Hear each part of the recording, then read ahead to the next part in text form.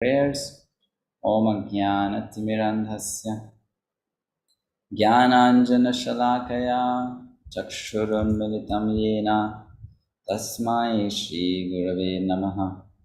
Shri Chaitanya Manobhishtam Sthapitam yena bhutale Swayam Rupaha Kadamahyam Tadati Swapadantitam Vandeham Shri Guru Shri Yuta-padakamalam Shri Gurun Vaishnavamscha Shri Rupam Sagrajatam Sahagana Raghunathanvitam Tam Sajivam Sadavaitam Savadutam Parijana Sahitam Krishna Chaitanya Devam Shri Radha Krishna Padan Sahagana Lalita Shri Vishakhanvitanscha Nama Om Vishnupadaya Krishna Prishtaya Bhutale Srimate Bhaktivedanta Swami Iti Namine Namaste Saraswate Deve Gauravani Pracharine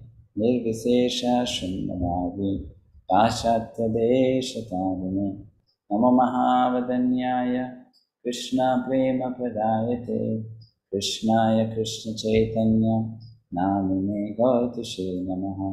He Krishna Karuna Sindhu Dinabandhu Jagatpate Gopesha Gopika Kanta Radha Kanta Namastute Tapta Kanchana Gaurangi Radhe Vrindavaneshwari Vrishabhanusute Devi Pranamami Hari Priye Vancha Kalpatarubhyascha Kripa Sindhubhya eva cha Patitanam Pavanebhyo Vaishnavebhyo Namo Namaha.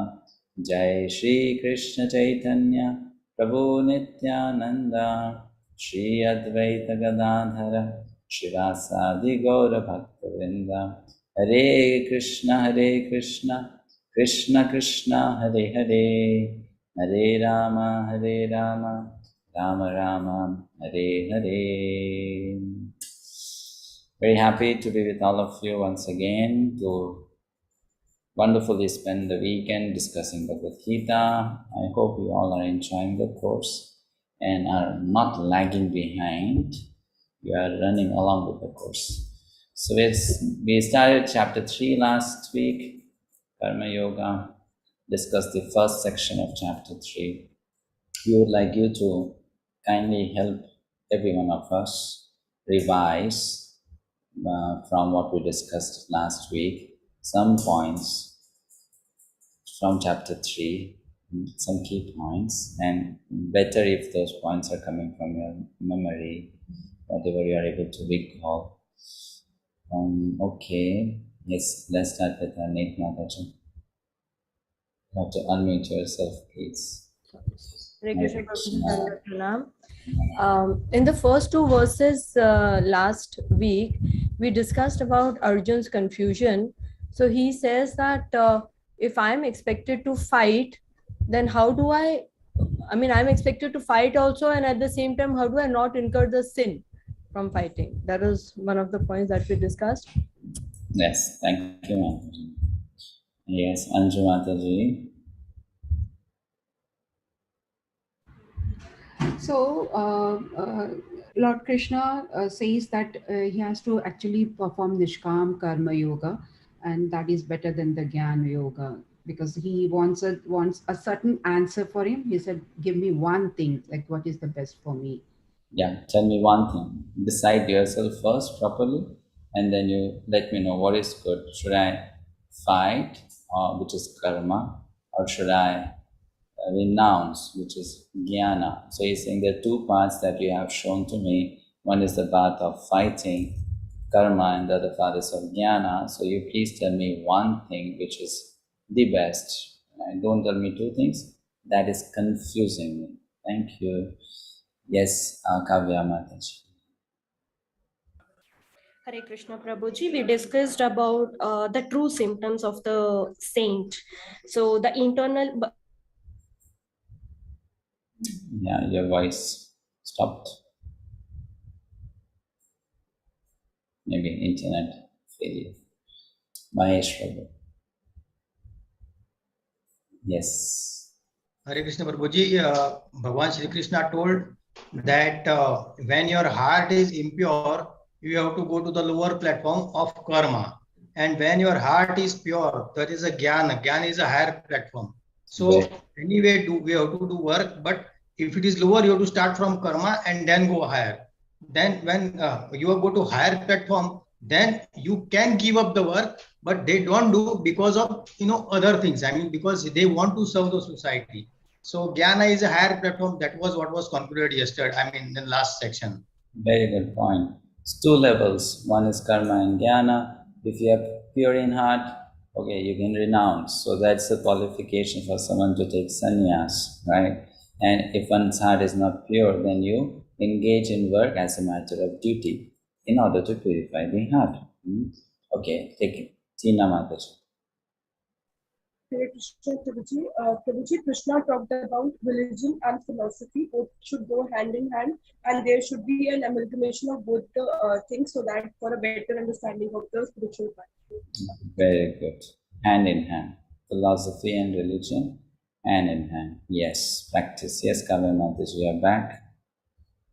Yes. Can you hear me, Prabhuji, now? Yeah. So I was talking about the true symptoms of a saint. So based on the internal factors, we have to consider whether the saint is real or not. So there are 4 internal factors, that is forgiveness. He has to speak only truth. He should be having patience, and he should not be greedy. Good.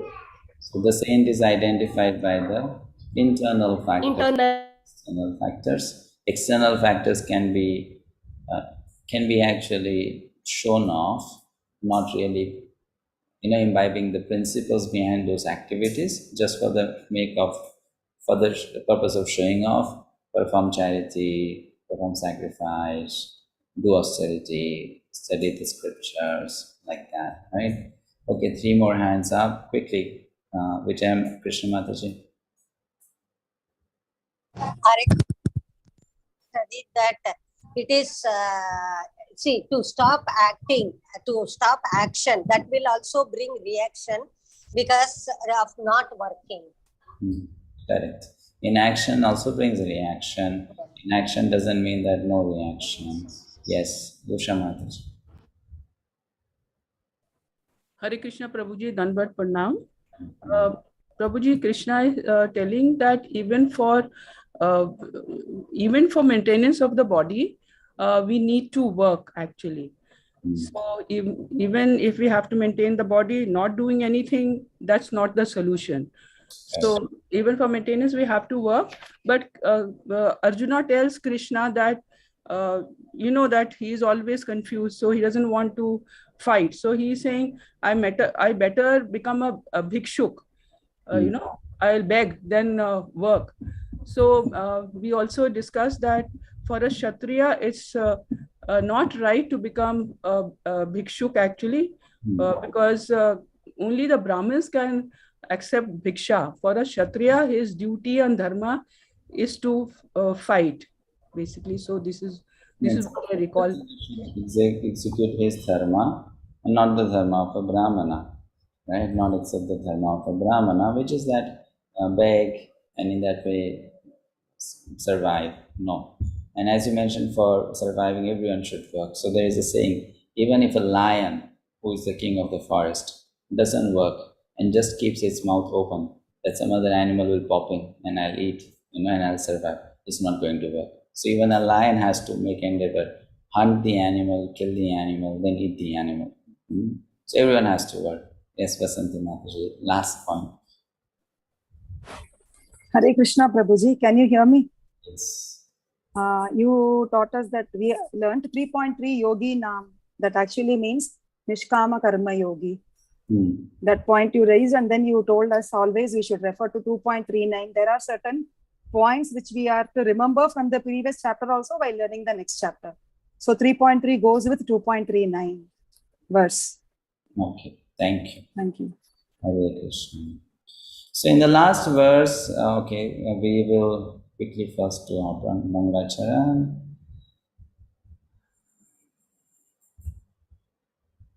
Namostute Vyasa Vishala Buddhe Fullarvindayatapatra netre Yena Tvaya Bharata Taila Purnaha Prajvalito Dhyanamaya Pradipaha Prapannam Parijataya Totra Vetraikapanaye Jnanamudraya Krishnaya Gitamrita Duhe Namaha.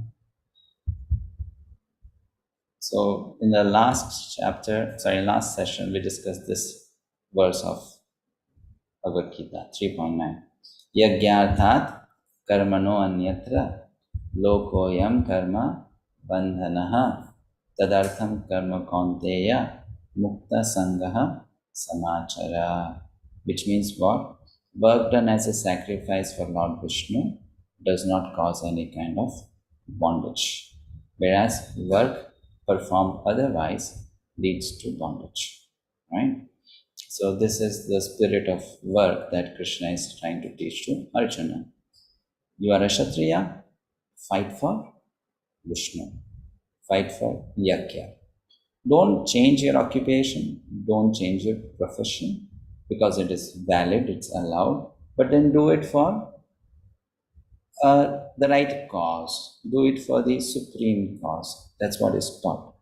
So an exercise for you, just to see how much you have understood what Nishkam Karma is. Fill in the blanks, please. You can put the answer in the chat box, whatever you think is most suitable word to go in those blanks. For the first one, I have given you a kind of a hint where you can choose from the two options, but for the second two, you have to think of your own. Nishkama Karma allows the soul to be dash, active or passive, but in a dash way, so that he is protected from dash. What would be the answer? Okay, so the first is easy, yes. Nishkam Karma allows the soul to be? First is? Okay, everyone says active. Very good. So Nishkam Karma allows a soul to be active, not passive, right? Because working, so active. But in a, someone says spiritual, someone says passive, someone says, okay, let's look for the most perfect word there. We'll have to fill in the blanks understanding what Nishkam Karma is. Very good. So some of you are getting the right word. Detached way. Nishkam Karma allows the soul to be active, but in a detached way, right? So that he is protected from, okay, many of you are getting the right answer for that. From bondage or from material entanglement. That's the understanding of Nishkam Karma. Going to the next section, from Karma Kanda to Karma Yoga. Verses 10 to 16. What is Karma Kanda? First we'll discuss that, and then we'll go to Karma Yoga. Just a second, I think there's some mistake in the slides.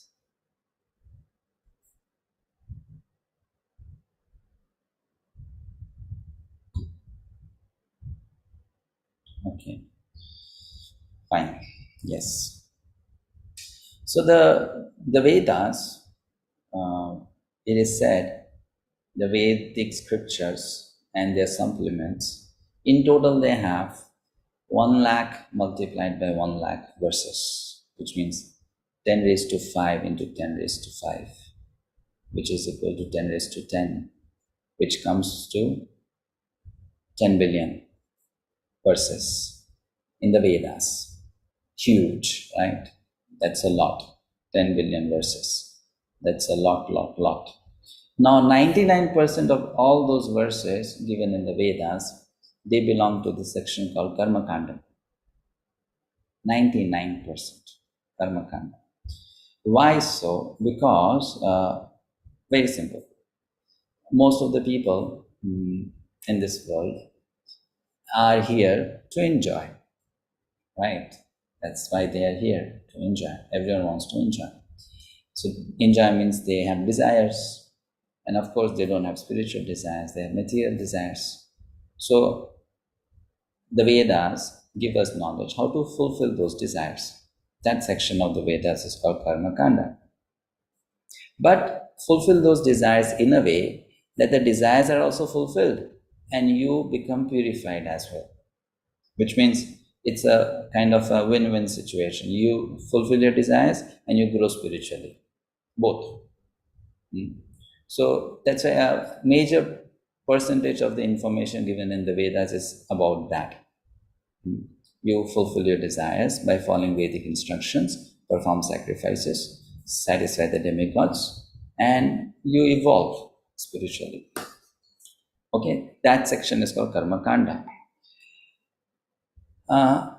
Now, previously we discussed, isn't it, that Nishkama Karma Yoga means you work in a detached manner. Someone may say, I'm not yet there.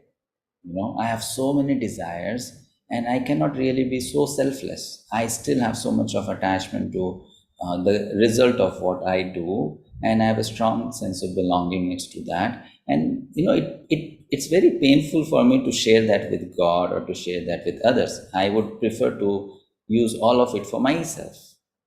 I'm still not that detached. And if I allow myself to be detached also, it will be artificial. It will not be natural. Like I'll have to keep a big stone on my heart and then give away.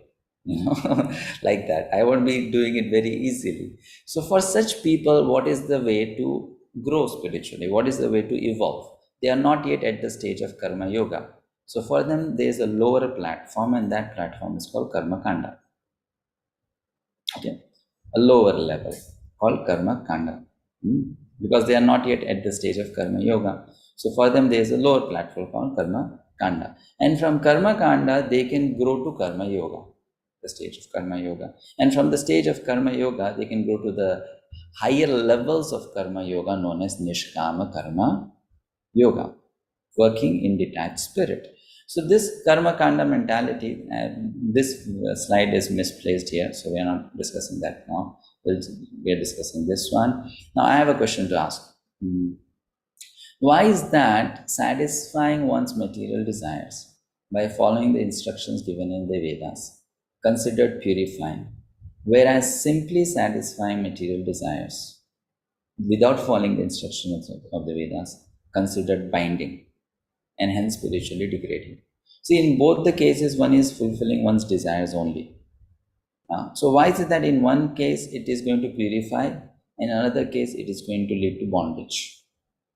Why? Someone may argue, right? This person is eating, that person is also eating.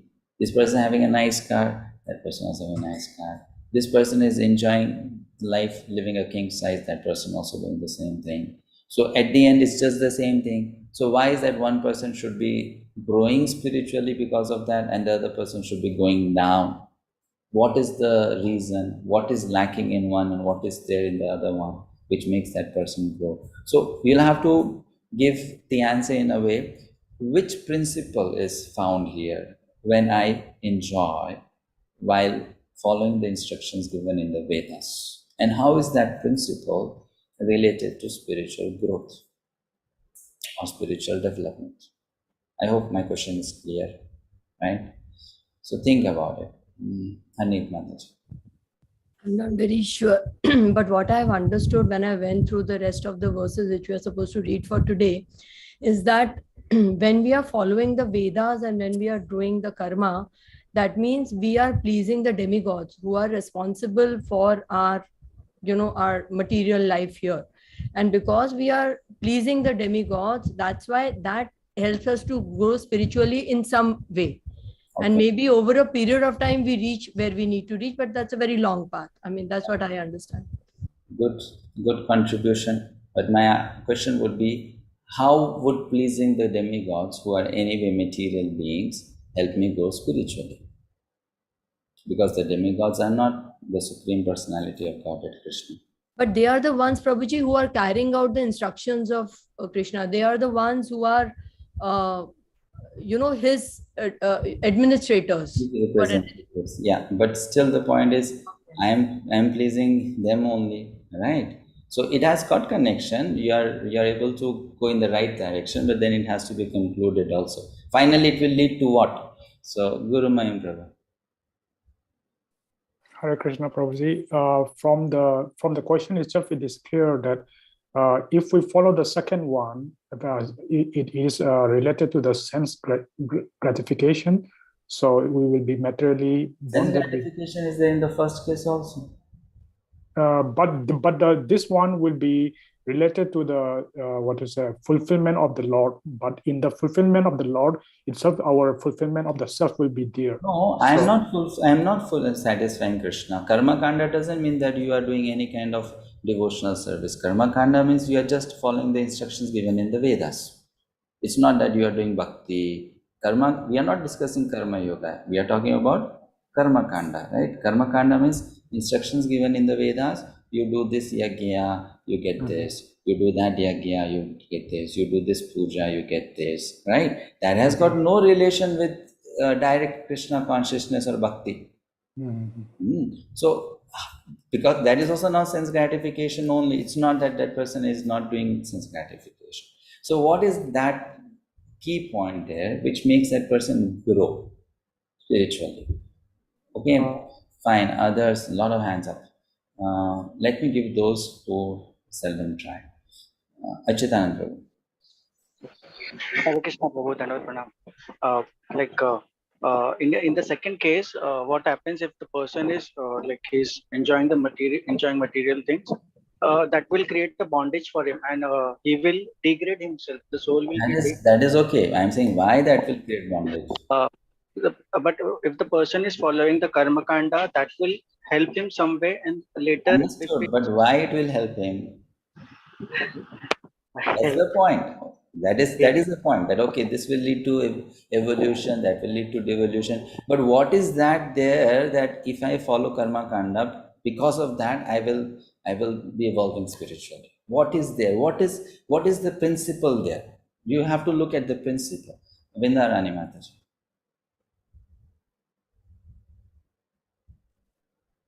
Maybe they are developing faith because following the rules and getting results.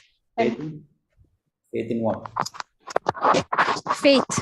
Faith in what? In Vedic instructions. Very good. So that's the first point. Why there is spiritual growth? There is obedience to Vedas, which is word of Krishna. There is obedience to the Vedas. They are following the Vedas. Karma kanda means I agree with the Vedas. And because Vedas are words of Krishna, they are ready to obey Krishna's words. That is the first step to spiritual development, right? Bhakti means what? Actually, bhakti means 100% obedience. That's what bhakti means. Surrender means 100% obedience. And when you say this person is not following the rules or the laws, which means disobedience. So this is first step to obedience. Okay, I agree to obey. I agree to obey laws made by God. I agree to obey the rules given by God. I agree to enjoy in the way it is allowed by Krishna. That is the first step, right? And that marks the beginning of spiritual growth. So that was the first point, that it leads to obedience. It emphasizes obedience. Now, this point is done. If you have another point, then you keep your hand up. 2 more points are there. First is obedience. There are 2 more points now. If you have those points, then you keep your hand up. Or you can even put in the chat box, because it saves time if the answer comes in the chat box. If you speak up, then it takes all time. Okay, Vandana Mataji. Hare Krishna Prabhuji. When we perform all the yagyas to demigods, it is going to Lord Vishnu because he's the chief beneficiary of all the yagyas that we perform. So, which also helps us to grow in our spiritual life. Okay, fine. So, but there are some yagyas in which the Lord Vishnu is nowhere involved. What about those yajnas? Most of the yajnas, Prabhuji. So Okay, most of the yajnas, fine. But this is another point that in karma kanda sacrifices, though Vishnu is not directly pleased, there is some via connection. So because Vishnu has come into picture, because of that, some spiritual progress will be there, will be there. Okay, good point. Yes, we have some more hands up. Mahesh, quickly.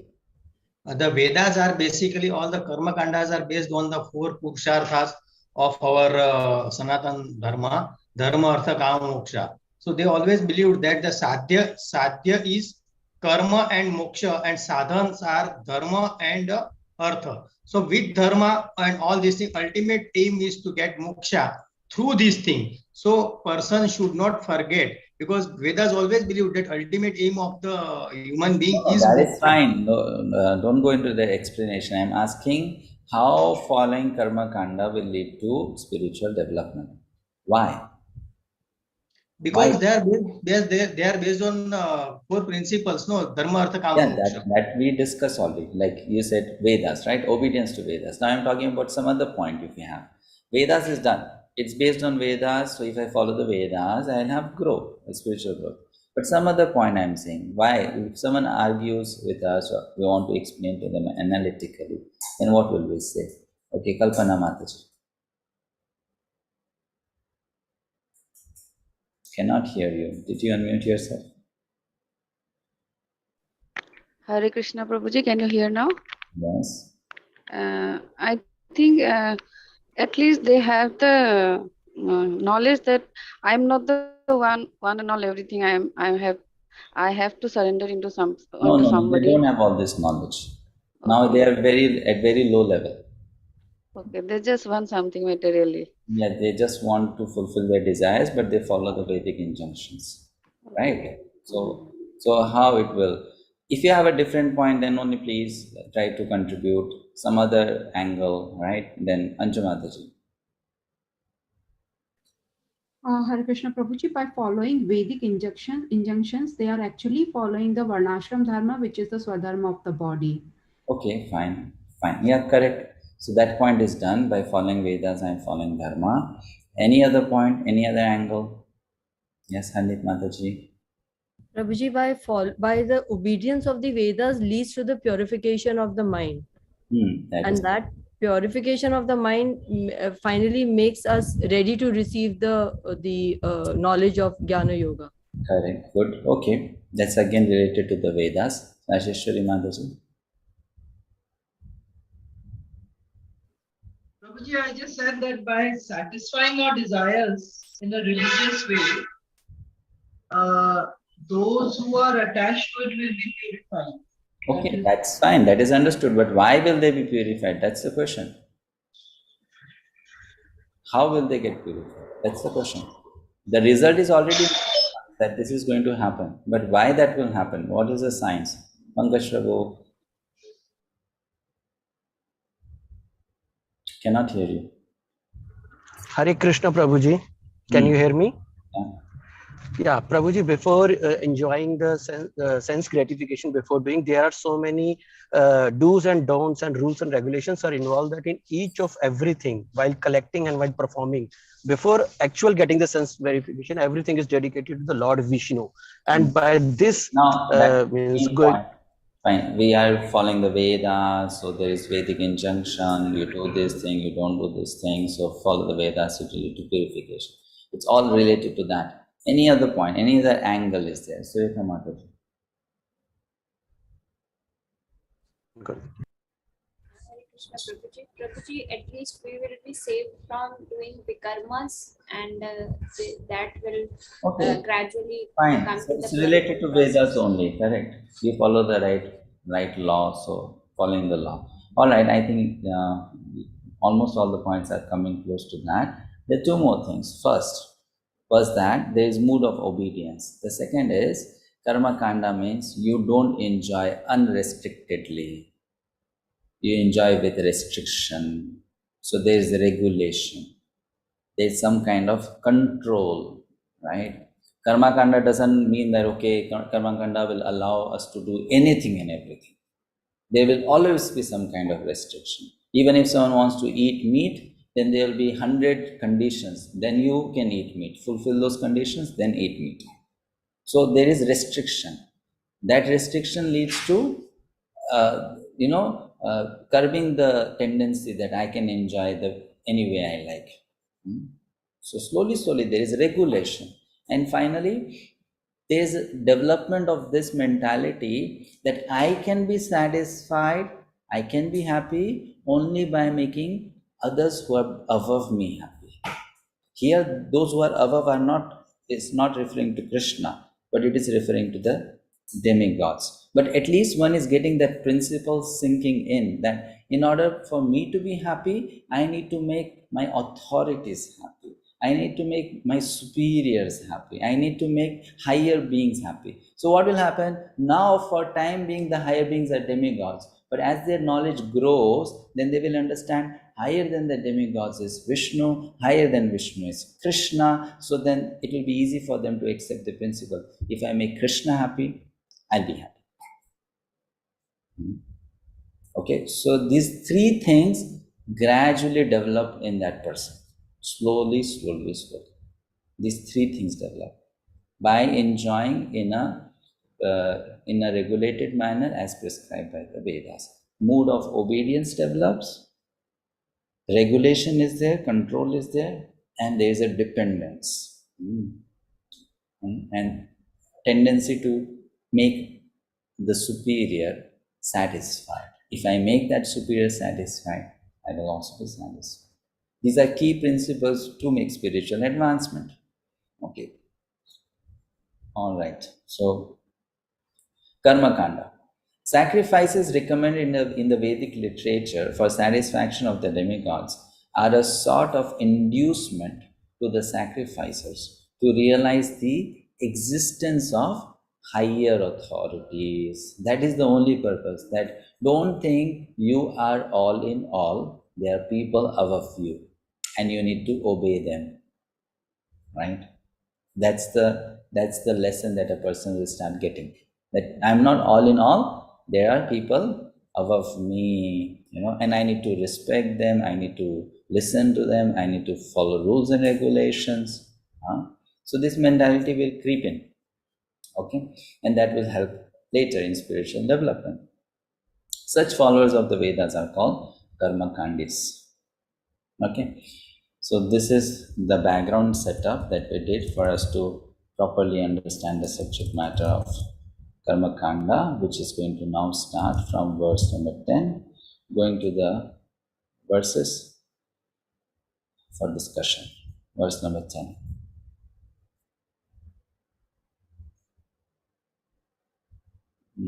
Okay, just opening it up.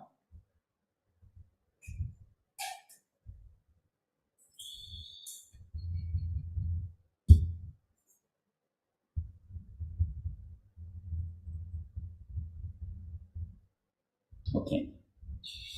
Sahayagyaha prajashishtva purovacha prajapatihi anena prasavishyadvam esha vostvishtakamadu. Reading the next one also.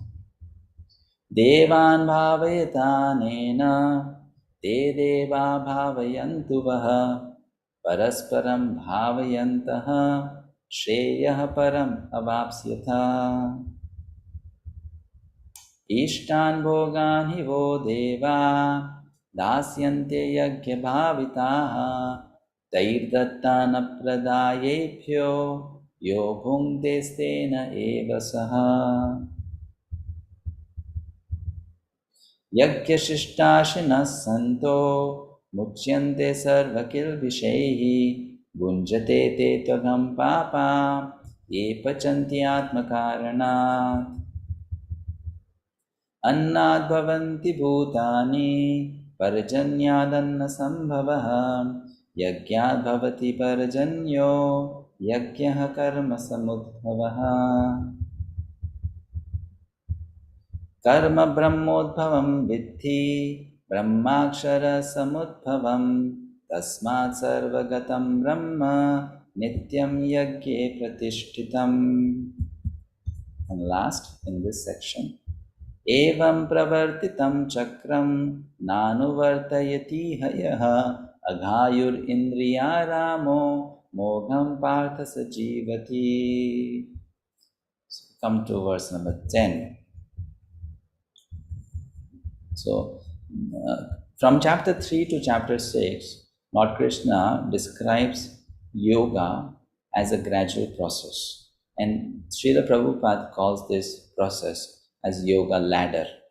It's a very beautiful analysis of the study of yoga. We'll do this after we complete chapter 6. Then we'll go through the entire 3, 4, 5, 6, in a quick manner and try to see how Krishna is helping a soul go step by step, higher and higher, higher and higher, and then come to the highest level of Krishna consciousness. So going slowly, that is explained here. So now you understand what is the lowest step called in that ladder. That's called karma kanda. That's the lowest. So Krishna is starting from there now, describing that. Okay, the lowest step. Verse 10. We just read that. Verse 10. Saha yagyaha praja shishtva purovacha prajapatihi anena prasavishyatvam esho vastvishta kamaduk. In the beginning of creation, the Lord of all creatures sent forth generations of men and demigods along with sacrifices for Vishnu and blessed them by saying, "Be thou happy by this yagya, because its performance will bestow upon you everything desirable for living happily and achieving liberation." Right here you see, Krishna is referring to the Lord of creation as if the Lord of creation is the third person. Right? He could have also said, in the beginning of creation, I sent forth generations of men and demigods. Right? But instead of that, he's saying the Lord of creation. Why? Because though he is the Supreme Most Lord, but here he is not referring to himself. Here he is referring to one of his avatars, Purusha avatar, Lord Vishnu, right? That's why he is not saying I. But then when he will tell Arjuna, surrender unto me, then he is saying I.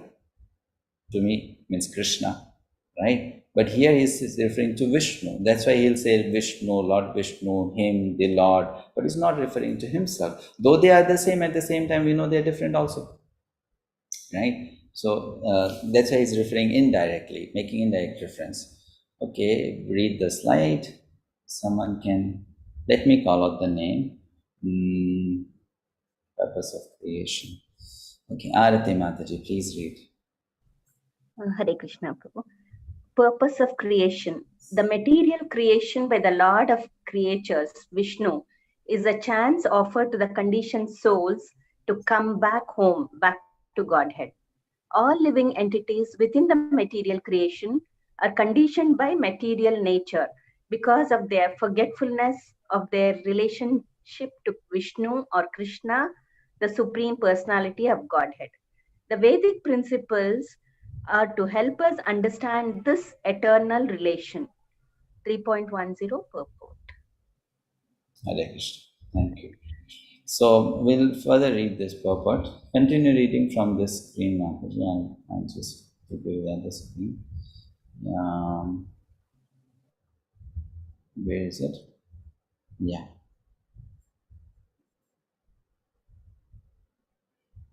Okay. Where did you read till? The Vedic principles are to help us understand this eternal relation, right? As it is stated in the Bhagavad-gita, Vedescha sarver aham eva vedyaha. The Lord says that the purpose of the Vedas is to understand Him. In the Vedic hymns it is said, Patim Vishvasyat Vishwaram. Therefore the Lord of the living entities is the Supreme Personality of Godhead, Vishnu. Alright. So a nice lesson for us. Spirituality never denies happiness. It just redefines it. People think that, spirituality means no happiness. happiness. Bhakti means no happiness. Devotion means no happiness. But it's not that. It just redefines happiness. It gives a new definition to happiness. But it is talking about ultimately ultimate happiness. Krishna is telling Arjuna here how people can be happy. He's sharing the science. This is how you become happy, right? So it redefines happiness. Okay, now how will someone become happy? Because if that person performs yajna, which is a process given by Lord Vishnu at the beginning of creation, he will satisfy the demigods. And when that person satisfies the demigods will in return satisfy that person. So this is how that person becomes happy, right? Sripad Chakravarti Mataji. You want to read? Hare Krishna, Prabhuji. Demigods will also please you. The demigods are empowered administrators of material affairs. The supply of air, light, water, and all other benedictions for maintaining the body and soul of every living entity is entrusted to the demigods, who are innumerable assistants in different parts of the body of the Supreme Personality of Godhead.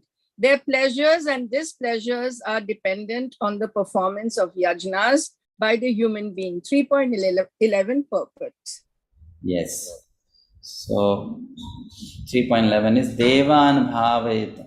The verse is Devan Bhavayatanena Te Deva Bhavayantuvaha Parasparam Bhavayantaha Shreyaha Param Apapsatham. The demigods, by being pleased by sacrifices, will also please you, and thus by cooperation between men and demigods, prosperity will reign for all. So you see, there is an invisible chain, of complete cooperation between Krishna, God, the demigods, and the living entities on earth. There is a link, though we may not see this link, but this link exists, right? Between these three kinds of personalities. So by pleasing the demigods, that we become happy in return, because they will fulfill all our requirements. Whatever we need, they will provide. They will give us. Okay. Someone can continue reading this. Kavya Mataji. Wait a second. This noise there in the background. Yeah. Can you hear me, Prabhuji? I can hear you. You can also hear. Benefits of yajna, that is sacrifice. Performance of yajnas has many side benefits, ultimately leading to liberation from material bondage. By performance of yajnas, all activities become purified, as it is stated in the Vedas. Ahara sudhau sattva sudehi sattva sudhavu dhruva smriti lambhe sarva grantinam vipramokshaha. 3. Thank you. So by performing yajna, one gets a lot of side benefits, and yajnas lead to purification. How? This is the flow. First, perform yajna, that will sanctify the eatables, means the food. Once the food is pure, then our existence becomes purified. When our existence is purified, then we develop fine tissues, Prabhupada says memory tissues, to understand spiritual subject matter. And then from there, the path of liberation opens, and one can become Krishna conscious. So it's so interesting, you see, this is called subtle science. We, in the modern times, we take so much of pride that we have developed scientifically and technologically a lot. But all that is gross science, only dealing with dull matter, trying to manipulate dull matter, change it from one state to another state. But we are hardly aware of this subtle science. This is subtle science. Subtle science means how to change your internal system, how to access those powers within us which are hidden, which we have to unlock, and that is possible by going to higher levels of consciousness. How do you do that? A person cannot rise to a higher level of consciousness by just jumping to that level. One has to rise from one's lower level only. But to rise from that lower level to higher level, the Vedas give certain instructions or directions to follow. When you follow those instructions, then it helps you to go to higher level, because there is a change. There's a transformation inside, right? So whatever food we eat, that makes our body. This is something anyone understands, right? Our body is made up of what food we eat. If you change the diet, will it show on the body? It will definitely show on the body. Will it not show? It will show, right? If you start eating a lot of protein food, then it will show, isn't it? If you just start eating fruits and raw vegetables, that will also show on the body, correct? The color of the body may change, the shape of the body may change, the size of the body may change. So we understand that because of certain kind of food, there are gross changes in the body. Gross changes, right? So we can also logically conclude, because of different kinds of food, there should also be subtle changes in the body. And because when I talk about my system, it doesn't just include the body, it also includes the mind and intelligence. So it means that the kind of food that I take in also affects my mind and my intelligence, right? It must affect, isn't it? So here the scriptures are saying, if people eat food which is not pure, then they cannot have pure body. They cannot have pure mind. They cannot have pure intelligence.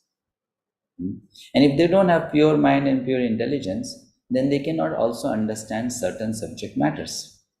It will be difficult for them to understand certain subject matters because of lack of capacity to understand them, right? So now, how to understand those subject matters? By changing the quality of one's mind and intellect. So here when it says finer memory tissues, it talks about, in Sanskrit there's a word called medha. Medha refers to intelligence. Medha.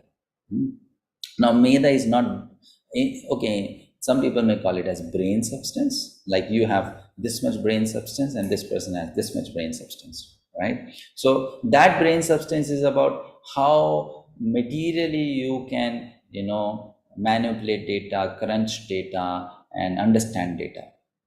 But here it's being spoken about how much you can spiritually digest the data, the information, the knowledge. Does it make sense to you or does it not make sense to you?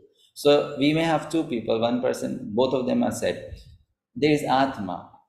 And if you tell them what is Atma, if they ask you what is Atma and you tell them Atma is a part and parcel of Krishna, it is a spiritual atom which is inside the body and it is the source of life and consciousness in the body. One person will say, nonsense, doesn't make sense to me, right? And the other person will say, yeah, makes sense. Now, why for that other person is nonsense? Because his system is not yet sufficiently developed to understand this subject matter. So that person will say nonsense. Whereas the other person will say makes sense because the system is developed, right? Just like you can see in school also, right? That, it happened with you or not, but I have seen people with whom it has happened.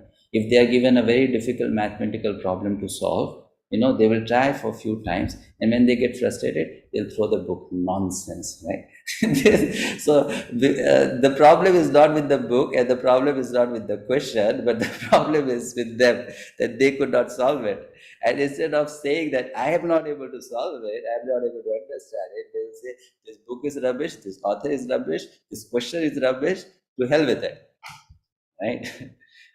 Same thing with spiritual subject matter also. When I don't understand it, instead of saying it's my incapability, they will say this subject matter is nonsense. We don't believe in it. Because one doesn't have that sufficient capacity to understand, right? So by performance of yajna or spiritual activities, one develops finer memory. And this is a clue or a hint to all of us. As practitioners of Krishna consciousness, what we understand now and what we are going to understand after 10 years will be very different. Why? Because in those 10 years, you'll be putting so much of practice of Krishna consciousness, right? And that will lead to development of a better quality of spiritual intelligence. So after 10 years, when you read the same subject matter, you will understand it 10 times more. Subject matter is same, but now your capacity has grown, right? So then you'll understand much more. And after 20 years when you read it, then you'll understand much more. Much more. So one has to be just patient. If one is not understanding, that's why I tell sometimes devotees, if you are not getting an answer to a particular question, sometimes just be patient, thinking that you are not ready for it. You are not yet ready for it, right? Like if a small child says, can you please help me solve what is cube root of 96907? Then you will tell that child, I can help you solve this, but you'll not understand. Cube root of 96907, how do you do that? So you'll tell the child, you grow and then you learn. Likewise, sometimes we may read statements in Prabhupada books which are much higher than what we can understand. So we have to just be patient. Then when I grow, I will understand them.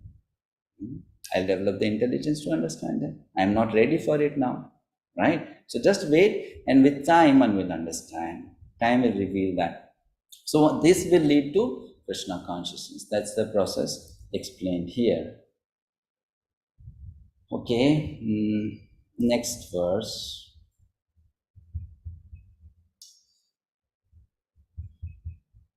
Ishtan bhogan hi vo deva dasyante yagya bhavitaha te dattana pradayebhyo yo bhungte stena eva saha.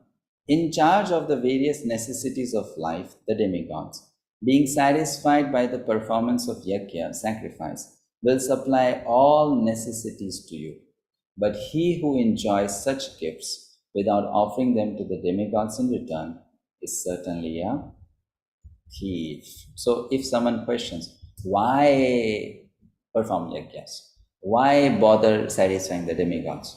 So here the logic is being given. They are giving to you. You are getting so much from them. So why you should not pay back? Right? You go to shop and you lift something from there and you walk out of the door. So what will the shopkeeper say? Hello, sir. What about the payment? Right? You took something, now you give back. What about the payment? And if you say, I won't pay, then you'll call the police, get into the jail. Same thing, same logic. You are getting so much from the demigods. What about paying back? What about giving back? And when one does not do that, then in the law made by God, that person becomes a thief. Stay up. Because that person did not pay back. They did it for you something, and in return you did not do anything for them. So there is then punishment, and then the police of Krishna is called Yamaraj. The police of Vishnu is called Yamaraj. He is the officer who gives punishment, right? He catches the thief and gives them punishment. So this is very nice, purport. Prabhupada explains certain points very nicely here. Someone would like to read this paragraph? One should know, however,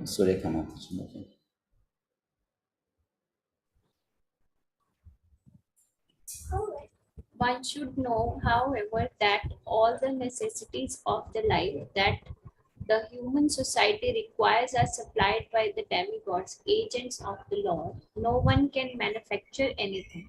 Take, for example, all the eatables of human society.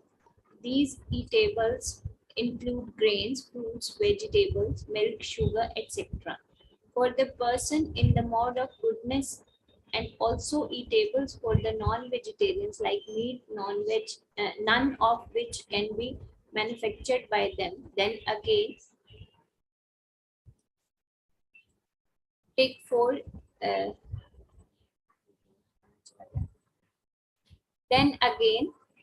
the example of heat, light, water, air, etc., which are also necessities of life. None of them can be manufactured by human society. Without the Supreme Lord, there can be no profuse sunlight, moonlight, rainfall, breeze, etc., without which no one can live.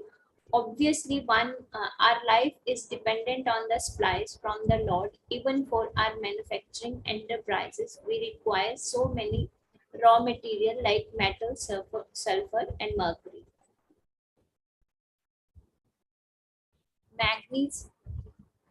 Manganese and so many essentials, all of which are supplied by the agents of the Lord, with the purpose that we should make proper use of them to keep ourselves fit and healthy for the purpose of self-realization, leading to the ultimate goal of life, namely liberation from the material struggle for existence. This aim of life is attained by performance of yajna. If we forget the purpose of human life and simply take supplies from the agents of the Lord for sense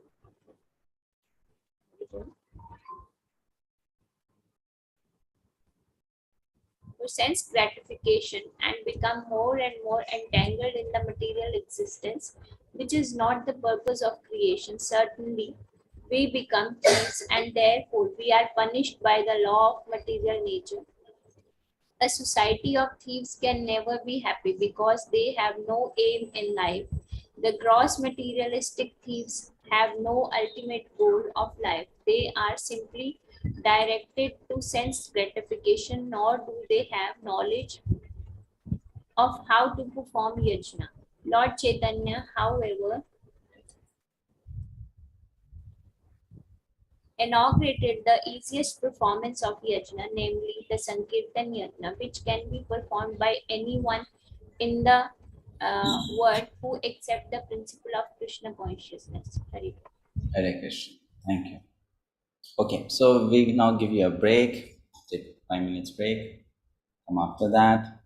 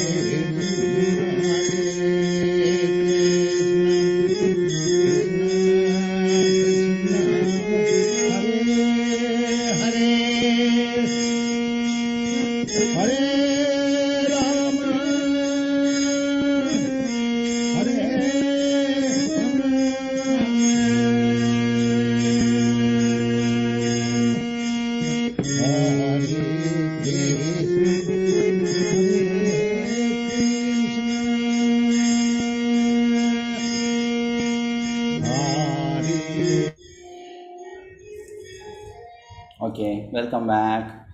So we're discussing the section of Karma Kanda to Karma Yoga, and we discussed that if a person doesn't offer back to the demigods from whom we are getting so many resources, then in the eyes of the administration made by Krishna, that person is seen as a thief, stena, and that person then becomes liable to punishment in different ways, right? So now if we properly understand the concept, and then we read statements of scriptures which say that you should give to Krishna, you should give to demigods, you should give back to Lord Vishnu, it should not make any kind of confusion or create any kind of confusion. People sometimes ask this question very openly and boldly: why should I give to God? Why should I give to God? It's my hard work. I have done everything. So why there is a need to give to Krishna or God? Why should I give to temple? Why should I put money in religious ceremony, something like that? It's my hard work, earned money, and I have the right to waste it or use it or enjoy with it. Whatever I want to do, I will do, because it's mine. I have got it by my hard work. So that is how people think, and then when they are told, no, you give for something, then they will challenge in this way. So if now we understand this concept, there's no logic behind such question. There's no logic behind such question. Like, to give you a more related example or situation, think about it.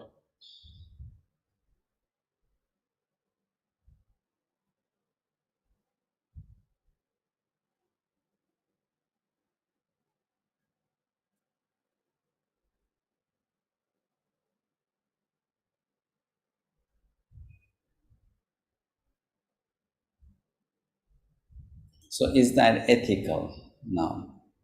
You take money from one place instead of then going there for a job on time, instead of working 8 hours, which is expected, you just work for 1 hour, and 7 hours, then you're doing something of your own independently to start your own business venture. And if the boss of the company says, why you are doing so, I'm giving you a salary. So that person is not wrong then too. If that person even demands, there's nothing wrong about it. And if that person even sues Mr. Kamal to court, this person is a cheater. Again, that person is not wrong. The employer is not wrong. So if Krishna is asking, or the demigods are asking, or even if, let's say, they are demanding that living entities should perform sacrifice and give in return, they are not wrong. They are not wrong. Srila Prabhupada in one lecture, he said that, we all are getting all our energy to do anything that we are doing from Krishna. And a pure devotee of Krishna understands what? Because I am getting all of this from Krishna, I should use all of this for Krishna. Because I am getting all of this from Krishna, I should use all of this for Krishna. And this is the most simple definition of pure devotion that Srila Prabhupada has given. That's what is pure devotee of Krishna. That I've got everything from Krishna, I'm going to use everything for Krishna. So pure devotion basically means 100%, truthfulness, honesty, integrity, right? 100%. That's what pure means. When you say pure, it's one way a synonym of integrity, or truthfulness, or honesty. So pure devotee means that one who has this understanding, this loyalty. Okay, I am getting everything from God, so I should then use everything for God. And that is the concept which is being explained here. Whatever we value, we treasure it. If the body is to be treasured, why not treasure the soul too? By doing those activities which will keep the soul pure, right? Going to the next verse, which is verse number, we did 12. Going to verse number, no, we are at 13. Yagya shishtashinah santo muchyante sarvakil bishaihi bhunjate te tvagam papa ye pachanti atmakaranat. The devotees of the Lord are released from all kinds of sins because they eat food which is offered first for sacrifice. Others who prepare food for personal sense enjoyment verily eat only sin. They verily eat only sin. So I don't think there is any difficulty now in understanding why that is called sinful, because one is not paying back, one is not offering back in gratitude, right? That's why it's called sinful. Next verse. Annad bhavanti bhutani parajanyad annasambhavaha yagyad bhavati parajanyo yagya karma samudbhavaha. All living bodies subsist on food grains which are produced from rains. Rains are produced by performance of yagya, sacrifice. And yagya is born of prescribed duties. So here Krishna is giving a very logical analysis of the whole system of dependence of humans on demigods, demigods on Krishna, right? Like we need grains to survive. That's the basic thing that is needed for subsistence. And then those grains come because there is downpour of rain. And rains are coming from the rain god, Indra, right? And Indra will do his job of giving rains when the human beings, they make Indra happy by doing sacrifice. It's like you want something from the shop, you pay amount and you get the object of your desire. So you want rain from Indra, you give Indra what Indra wants, which is yagya, sacrifice. You give that to Indra, Indra will give rain. Similarly, you give something to Surya, Surya will give something back. You give something to Chandra, Chandra will give something back, right? A basic deal, take and give. So in that way, one depends on them, and how these yagyas are defined, or what are these yagyas, that the next verse will tell. Okay, so let's read the purport here, some aspect of the purport. We are at, okay, fine, let me share the screen from this slide. Chaitanya Prabhu, would you like to read, please? Are you there? Yes, Prabhu. Yeah.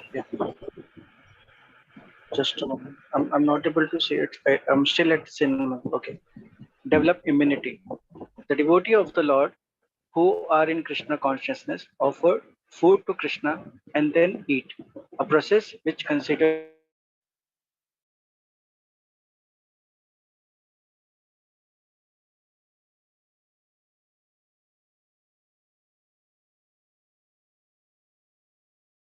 Okay, internet disconnected.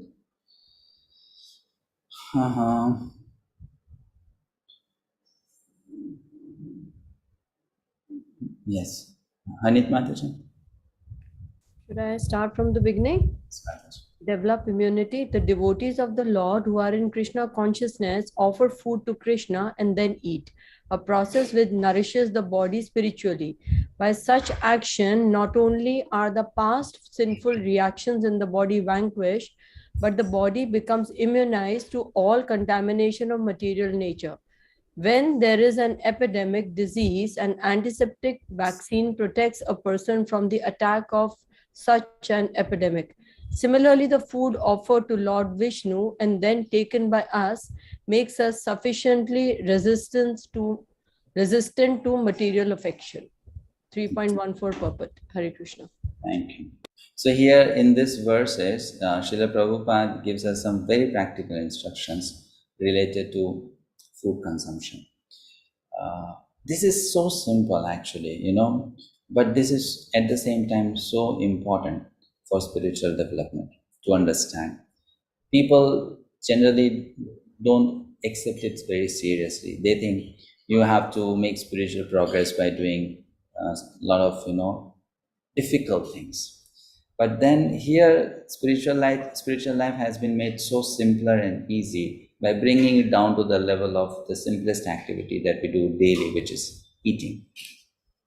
Coming to that simple activity and bringing it down to that level, eating only, right, can help us develop so much of spiritual progress. Because our whole system is made up of the food that we consume. Everything, the whole body, the kind of mind we have, our intelligence is made up of food. Food is broken down into different elements, and then there is generation of energy, gross energy, subtle energy, and that's how we function.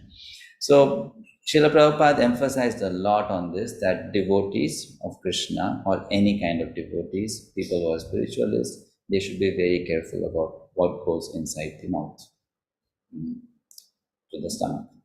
Very, very careful. And those who are careful about it, they will keep themselves protected, not just from diseases, but also from a lot of mental anxieties, a lot of spiritual lapses, basically. Anyone who has a form of addiction, when that person is trying to come out of that phase of addiction, it is generally found by people that they have a lapse. They fall again, right? If they were drug addicts, they will lapse. They will again, maybe once in a while, take drugs, and they'll start rising again. Then again they will fall, again rise, again fall. It will happen with any kind of person who is addicted.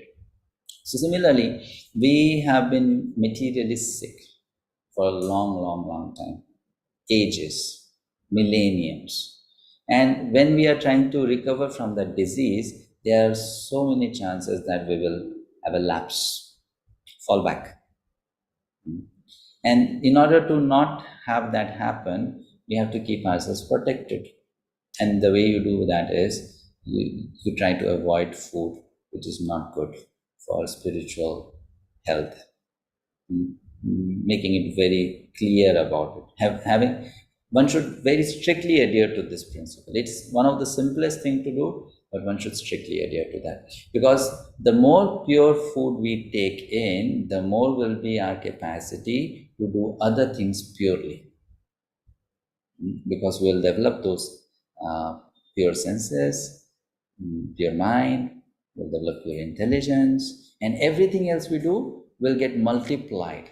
Our chanting will be better, our studies will be better, our meditation will be better, our worship will be better, everything will be better. And our service to Krishna will also be better. Right? And if the food is not pure, then other spiritual activities that we perform will also get polluted and contaminated. It will happen. Right? So this is something which is to be taken care of. And those who practice or who have been practicing Krishna consciousness for a long time, I can tell you from their experience when they share, and also from my personal experience, that by mistake, if we take in food which is not pure, and if you have been practicing Krishna consciousness for a good period of time, and by mistake you take in food which is not pure, or which is, let's say, not offered to Krishna, no one has to tell you. You will feel it. You will feel it. No one has to tell you. You don't have to do some kind of test there, No. Just putting on the tongue, you will feel it, that this is not prasadam. This is not offered. Why? Because you will become sensitive to that. Just like if you have a white shirt and then someone drops ink on that, you can notice that very easily, right? But if you have a blue shirt, you drop a blue ink on that, you cannot notice it. So when your senses become pure by eating pure food, then as soon as you bring an impure food in touch with those senses, then the senses react. Then they send out a signal. This is not pure. This is wrong. You should not have eaten it. This is not good.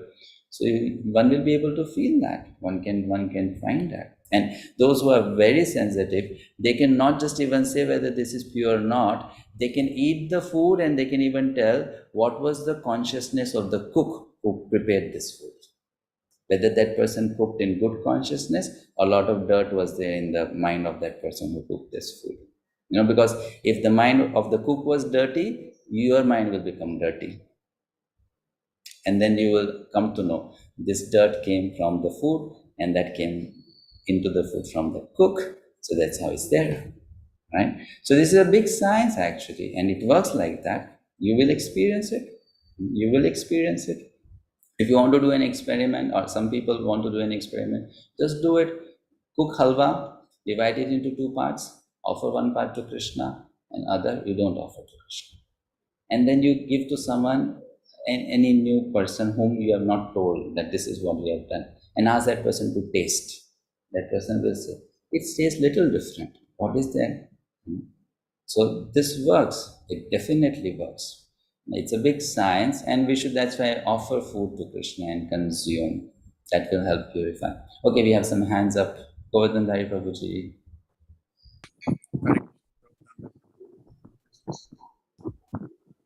Can you hear me? Yes, Prabhu. Regarding this purity of food, or this science, as you say, it's involving many things. For example, the quality of ingredients, vegetables. Yes. Utilizing something that is proper, not like a mushroom, for example, that is in Tamaguna. Yeah. Onion, garlic, all these kind of things. Of course, no meat. Correct. But also is, as you say, the conscious, how the cook is preparing everything. And one of the most important is offering. And you say that there is something different. Yeah. But there is one question, Prabhu. Where Krishna say in any scripture that he accepts food, spicy food, like with chili and all these kind of things. This is not sattvic. I noted that once, for example, that the devotees are cooking spicy food, not thinking to please Krishna, just thinking to please their tongue after offering. So this is kind of a strange concept. So what do you think about this food with chili, heavy chili, and very spicy like that? What's happened? Thank you. Good question. So yes, what you mentioned is correct, that you said that these things matter, and then you're coming to the point of spices. So on the basis of spices in chapter 17, Krishna has already specified very clearly foods in 3 categories: sattva, rajas, tamas, right? In chapter 17, he'll talk about three kinds of food based on goodness, passion, ignorance. We will better discuss in detail about that when that section comes. No, but just then taking a look at your question and addressing it. For Krishna to accept, well, Krishna, if someone is offering anything to Krishna, Krishna will not reject it fully, because Krishna is not that kind of person. He is that kind of person, even if you offer the worst, he'll try to find something good in it and accept. Because that's his nature. When we come to talk about Krishna, then that is his nature. Now that is his greatness or his big-heartedness, that even if people offer useless stuff, he'll try to find something good in it and accept. Giving the example of Putana, she wanted to offer poison, and Krishna even accepted that, right? So from his point of view, if you see, then he will accept from anyone and everyone. Of course, it should be something prescribed. It may have its plus points and minus points, but the way he will reciprocate will not be the same, of course, will not be the same, right? So the more I prepare food being conscious of what will please Krishna, the more there will be reciprocation from Krishna. And if I prepare food thinking of what will please myself, then certainly because I am doing the act of offering it to Krishna, Krishna will take something good in it. Okay, this person at least taken the pain of offering it to me, so he will take that good part of it. But then reciprocation coming from Krishna will not be the same as someone cooking only for Krishna and offering to Krishna, right? So this then lies on an individual now. How strong and deep relationship I want with God. If I'm okay with this level of relationship, Krishna is also okay with that. And then if I say, no, I want a deeper relationship with Krishna, then for that, then one has to also fulfill all those conditions which are given by Krishna. Isn't it, Prabhu? So yes, spicy food, not good. Not good for oneself also. I'm too much spicy, I'm saying. Little spice has to be there. You cannot say spiceless food should be there. Little spice has to be there. And different people may have a different taste of tongue. So some prefer more spice, some prefer little less, some want more salt, some want less salt, some want little more chili, some want less chili, correct? So that little bit up and down might be there. But then in Gita it is said, it should not be too much, like a very, very extreme of it, right? Then that goes into very much Rajaguna. That's very bad, very, very bad, right? Now, again, when you talk about culture, it is possible because different people have taken birth in different places. This is a big topic. I don't think we have time to discuss it. You see, if my body is born in a country called Bhutan, then my body is a product of the soil of that country. Because everything that my parents have consumed has come from that soil, right? So my body is a product of that soil. If your body is taken birth in a country like Morocco or anything like that, so then your body is a product of that soil. So because of that, different bodies also have different needs. Some bodies, they may need some spices to a more degree than some other body. That is the reason now when you go to South India, why everything is prepared in coconut oil. Because coconuts grow there in plenty. All the bodies are made up of coconut oil. So that's why they need to consume that, right? And if you go to the northern zone where there is a lot of mustard seed is there, so then the body is made of mustard seed, so you consume mustard seed. This is how it is. You are born in a place where there is a lot of rice, your body is made up of rice, you eat rice. Chili? So if possible, if that place has that kind of, thing and people's body is made of that, they will need chili. They will need it, right? So that's for the body. Different people have different bodies. Now, what scriptures say, it should not be too much of it. Too much of anything is bad in that sense. When you say Rajoguna food, it doesn't just mean too much of chili. It also means too much of salt. It also means too much of bitterness. It also means too much of sweet, right? Extreme amount of sweetness, right? It also means too much of sour food, right? It also means too dry food, very, very dry. That is also Rajoguna, very dry food. That is also the Rajoguna. So like that, okay? Fine, yes. Okay, now other two hands. Hanit Mataji, is that a question? You partly answered it, Prabhuji. What I wanted to ask was that now supposing we have domestic help at home, right? While we may be cooking on our own, but we have help, who help us in the kitchen. So you mean to say if their consciousness is not right while they are eating prasadam at home, but if their consciousness is not right, now we are cooking, we are offering to Krishna. Now once we've offered it to Krishna, right, with the right mantras, then the food becomes pure. Yes, but then it's not that, you cook in any way and you offer it to Krishna, it will become fully pure. It also depends on how much of purity has gone in the process of cooking. So, like, I'll ask you a simple question. Someone cooks some meal and gives to you. And then Srila Prabhupada cooks the same preparation and gives to you. Now, which do you think would be more, lovingly accepted by you? Why Srila Prabhupada's? Because that person has cooked. So a lot has gone into that preparation, right? Isn't it? Because his consciousness has gone in there. So it's much, much, much more pure. So that is there. Okay, Usha Mataji. Sorry, Usha Mataji. Hare Krishna Prabhuji. Just wanted to inquire from you.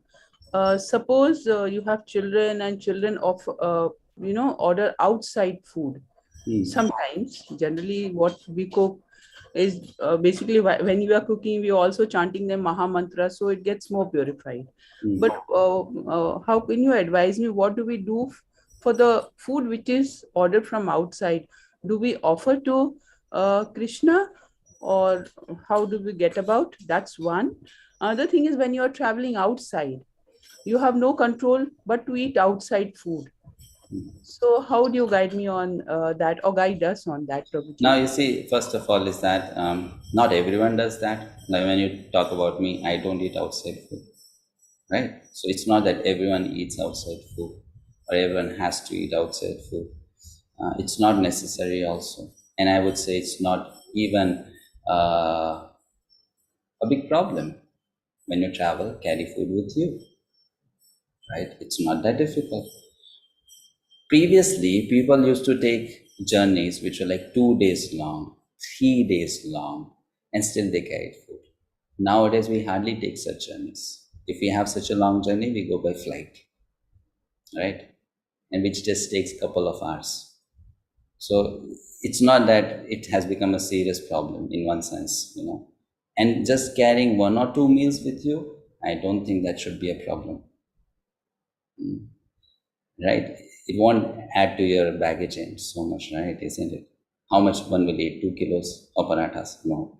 So just 250 grams, 400 grams of food. Just carry with you. So this is the right thing to do. I mean, the best thing to do is not eat outside. I would say so. Best thing. Not that, okay, we can eat. No, the best thing is you don't eat outside food. You cook. with devotion, offer to Krishna, carry with you. Now, second thing is, what about emergencies? Right? That's a different thing. Let's not make emergencies the daily thing. Right? Emergencies, occasions, emergencies. Emergencies should be sometimes only, twice in a year, thrice in a year, 4 times in a year, not always. So in emergency, what to do?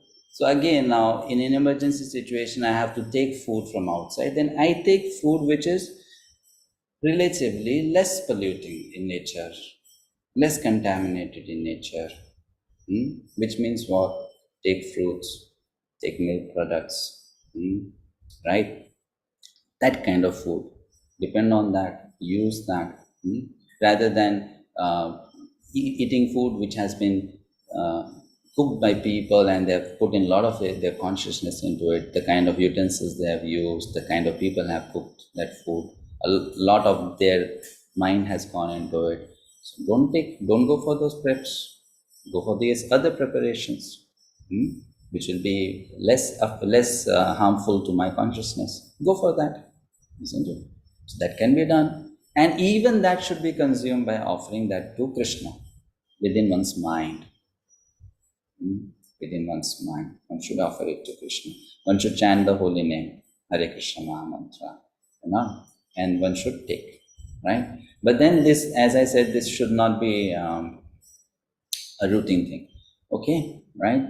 I'll tell you something, and I honestly admit, even when I take food which is not good in some sense, it brings down my consciousness.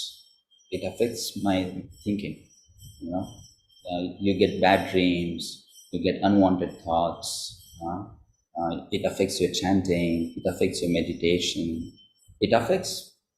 So I have seen even very exalted personalities who have gone like very, very high in spiritual life. They are also very careful about this one principle, what they eat. They also don't take risk, I have made so much of advancement, now let me just eat anything and everything. Because they know that this is one thing which really, really pulls you down immediately. That pull doesn't happen over days. It will happen right at that moment. Just as you touch that food to your tongue, immediately you come down. Spiritually, you will glide down. So now that is very, very bad deal. You work so hard to climb up, right? Go up the mountain, and then you do a silly mistake. And all your hard work which you did to go up the mountain, you just come down. That's not a good deal at all. That's foolishness, right? That's foolishness. And I work so hard to go up, and then I do a mistake, and then I come down. Pretty wrong. So one should be very careful, and that's why one should plan. One should be very, very intelligent. I'll tell you, how did we manage? When I got connected to Krishna consciousness, I was in a college, engineering college, living in a hostel, and there was a common mess. 200 boys eating in the same mess. So they would cook 3 times a day, and they were cooking non-vegetarian also. They were cooking onion garlic food also. Everything was being cooked in the mess, right? But they had different utensils for cooking vegetarian food and non-vegetarian food. That was there. However, onion garlic was there. So we had vowed that now we don't want to eat this kind of food. So what to do? What is the solution? We can't tell the cook, just for us, you should make separate meal. Not possible. 200 boys, they are cooking. They cannot make separate for us.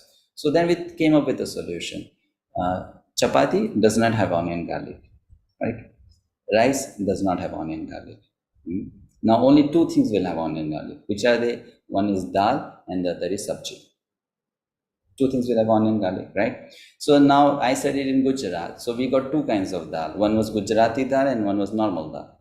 Gujarati dal does not have onion garlic, though it is sweet. so we had to compromise.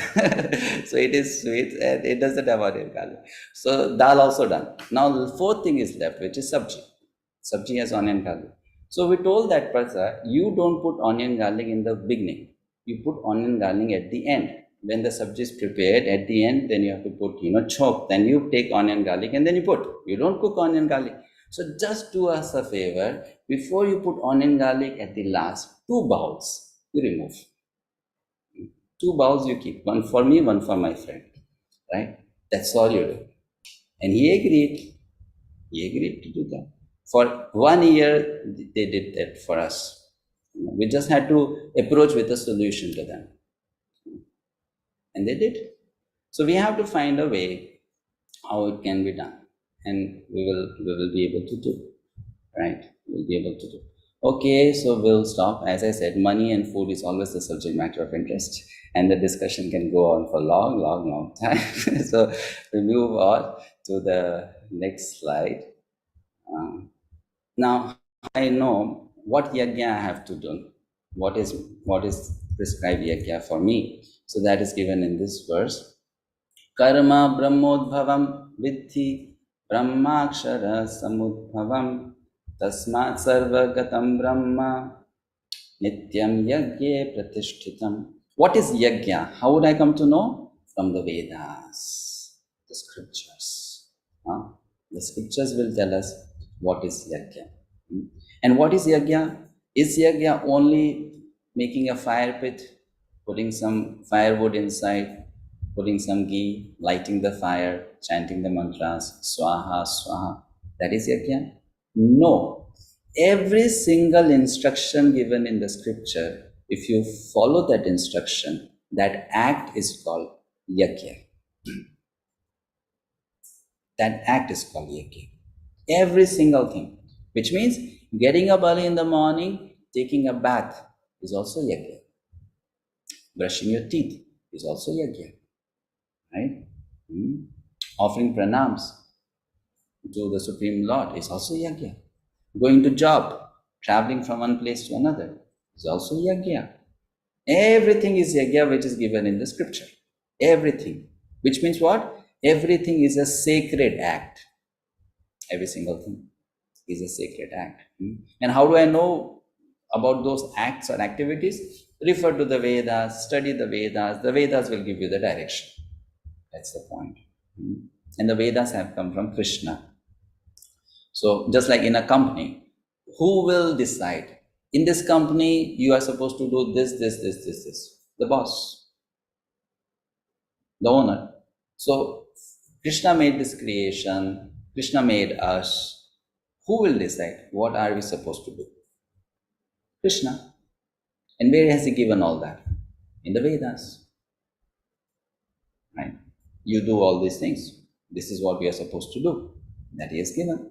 So when we study the Vedas, we come to know about that. Okay, now whoever is feeling sleepy can read this. Right? I don't know now. No one may talk. Okay, Raj Shivataji. Unmute yourself. Krishna Prabhuji, yes. Not because I'm sleepy, but I wanted to read. Codes of working direction. If we have to work for the satisfaction of the Yajna Purusha, Vishnu, then we must find out the direction of work in Brahman or the transcendental Vedas. The Vedas are therefore codes of working directions. Anything performed without the direction of the Vedas is called vikarma or unauthorized or sinful work. Therefore, one should always take direction from the Vedas to be saved from the reaction of work. As one has to work in ordinary life by the direction of the state, one similarly has to work under direction of the supreme state of the Lord. 3.15 purport. Thank you, Master. Okay. Let's go to the next verse. I'll now rush because I have to complete 5 more verses. Okay. Regulated activities are prescribed in the Vedas, and the Vedas are directly manifested from the Supreme Personality of Godhead. Consequently, the all-pervading transcendence is eternally situated in acts of sacrifice. Going to next verse. Evam pravartitam chakram nanuvartayati hayaha aghayur indriyaramo mogham partha sajivati. My dear Arjuna, one who does not follow in human life the cycle of sacrifice, thus established by the Vedas, certainly leads a life full of sin, living only for the satisfaction of the senses. Such a person lives in vain, right? So we understand one thing very clearly from here. if people, those who exist in this world, they don't follow the instructions given in the scriptures, we know where they are going. They may be living a very so-called happy life now, but then their future is very, very dark, because so much of sin is going on. Future is going to be very, very dark. Very, very dark. So much of punishment is waiting for them to accept. And that is the reason why those who are saints or saintly personalities, they feel sad about such people. What's going to happen to them in future? They are going to suffer so much. So let us help them and try to help them become a devotee of Krishna. Let us help them so that they can be saved.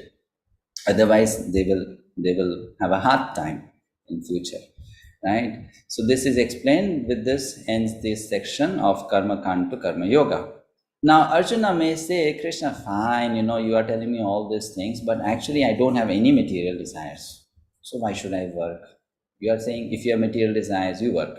You do this yajna, you satisfy the demigods, be happy, and next life get liberation. But I don't want to fulfill any material desires. I don't have material desires. So then what about that? Then Krishna addresses that point in this section. Karma Yoga, work to set an example. Work to set an example. Fine. Okay. So reading the verses first quickly. Yastu atmaratireva syānātma triptasya manavaha atmanyeva cha santushtas tasya karyam na vidyate. Next verse. Naiva tasya kritenartho na kriteneha kaśchana na chasya sarva bhuteshu kaśchid 𝗪𝗵𝗿. Tasmādasaktaha satatam karyam karma samāchara asakto hi acharan karma param apnoti purushaha. Karmaneva hi sansiddhim asthita janakādayaha lokasangraham evapi sampashyan kartumarhasi. So these verses talk about a person who is already self-realized, situated on self-realization, atmarati, taking pleasure in the self. For such a person, then work is not a necessity, self-satisfied. Who need not work? If that person has these three things, that person need not work. Atmaratihi, atmatriptaha, atmanyevacha santushtas. Taking pleasure in the self, self-illuminated, satisfied in the self only. Then no need to work. Then no need to go to job, right? Nothing to do, no tension, nothing, right? Just roam freely, like Narad Muni is doing, Shukdev Goswami is doing, right? Just travel, just roam around, right? No need to work, no need to go to college, study, get a degree, all that, exams, hard work, nothing. Be a free bird. This is actually being, truly speaking, a free bird, right? Who can be more free than Narada? No visa needed, nothing, just travel anywhere, anytime. No need to pay flight tickets, nothing. Be free, totally free. So who need not work? Who has these three qualities? Atmaratihi, atmatripta, atmanyevacha santushtas. That person need not work. That person rejoices in the self, is happy in the self, right? It doesn't mean self-centered. It means here self-centered may take so many different meanings. Self-centered means I am just thinking about myself, or I am a doctor, I am fully dedicated to my job as a doctor. No, that doesn't mean, that is not what it means here. Atma here refers to Atma, the true self. So taking pleasure in that identity, I am spirit soul, I am immortal, I don't die, I am full of knowledge, I am a part and parcel of Krishna. Right? So there is a disclaimer. What is that disclaimer? No one of us should assume that we are at this stage now. Right? First thing.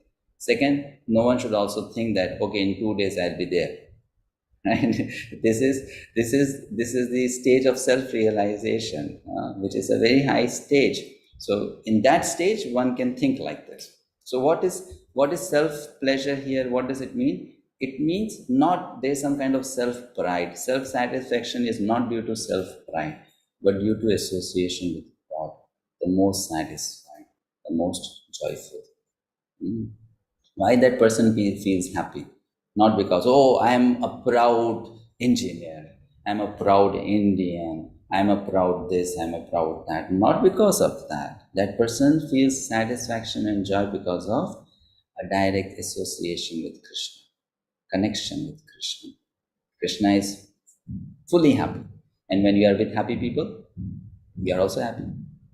So that's why such people are happy, fully happy.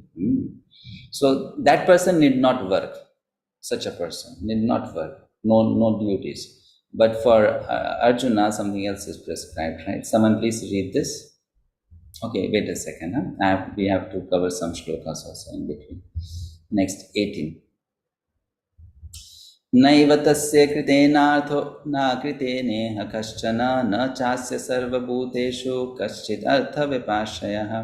A self-realized man has no purpose to fill in the discharge of his prescribed duties, nor has he any reason not to perform such work, nor has he any need to depend on any other living being. So this is very interesting. Those who are self-realized, they don't depend on anyone. They don't depend on any living being. They don't have that need because they don't want anything. Tasmad asakta satatam karyam karma samachara asakto hi acharan karma paramapnoti purushaha. Therefore, without being attached to the fruits of activities, one should act as a matter of duty. For by working without attachment, one attains the supreme. Okay, again the principle of Nishkam Karma has come. Without attachment, you should work as a matter of duty, and that will lead to supreme. So what is work without attachment? What does it mean? That is explained in this slide. Arti Mataji, please read this now. Unmute yourself and read. Are you there, Arti Mataji? Doesn't seem to be. Yes, Prabhu. Read, yes, Arti Mataji. Yeah. Work without attachment. Arjuna is told that he should fight in the battle of Kurukshetra for the interest of Krishna because Krishna wanted him to fight. To be a good man or a non-violent man is a personal attachment. But to act on behalf of the Supreme is to act without attachment for the result. That is perfect action of the highest degree, recommended by the Supreme Personality of Godhead, Sri Krishna.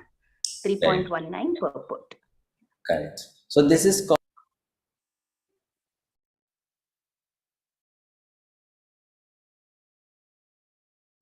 Prabhuji, you are muted. I'm sorry. So what Krishna is telling here is the highest stage. This is not Krishna. What Prabhupada is telling here in the purport is the highest stage.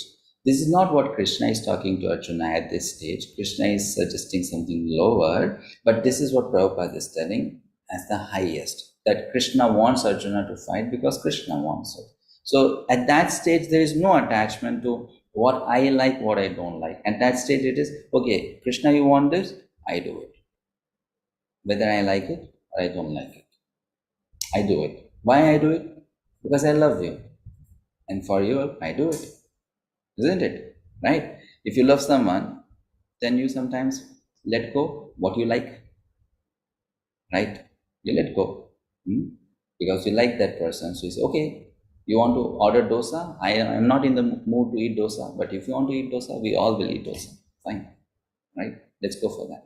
So this is how that person relates with Krishna. Then in the next verse now, Krishna will give an example of people in the past, or one person in the past, who has done like that. Karmaneva hi samsiddhim astita janak adayah loka sangraham evapi sampashyan kartumarhasi. Kings such as Janaka attained perfection solely by performance of prescribed duties. Therefore, just for the sake of educating the people in general, you should perform your work. So to teach others, you work, right? So here Krishna is giving a beautiful instruction to all of us. What is that? You live to teach others. You live to teach others. Yes, Vasanti Mataji, you can read this. Unmute.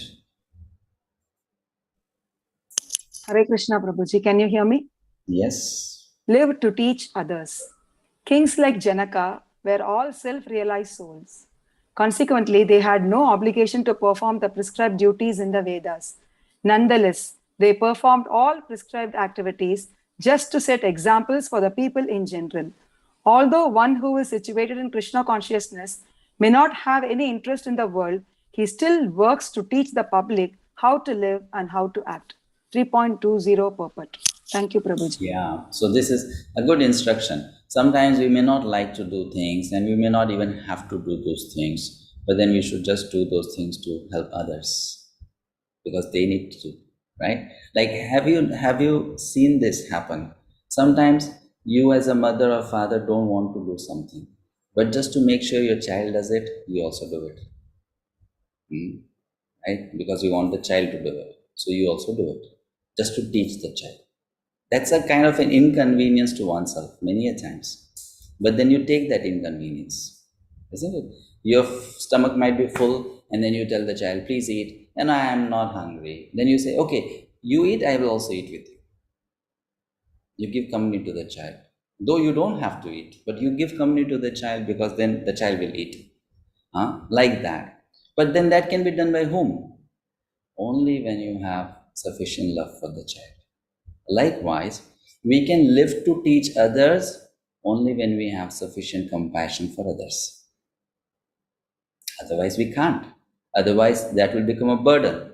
It will not be something which will be then taken happily by us, because it is actually a sacrifice. No, it's not something which is going to benefit me or please me directly. It's a sacrifice. But who can do that sacrifice? One who has developed the quality of compassion to some extent. That person can do. It's possible for that person to pay the price. So this is what Krishna is telling Arjuna. Arjuna, you act to teach others. If you don't do so, and you renounce your work, give up fighting and go to the forest, what will happen? Krishna is visualizing. You won't go alone. Thousands of people will march behind you. Right? Correct? We can all understand this easily, isn't it? Arjuna leaves the battle, what do you think? People will follow behind. He's going, we also should go. If he is accepting defeat, by who are we? You know, like in Hindi they say, no, kaun si khet ki muli, we are which kind, you know, where do we come from? We are nothing. So we also go, pack your bag. Chalo. So Krishna is saying, even if you are self-realized, they are not self-realized.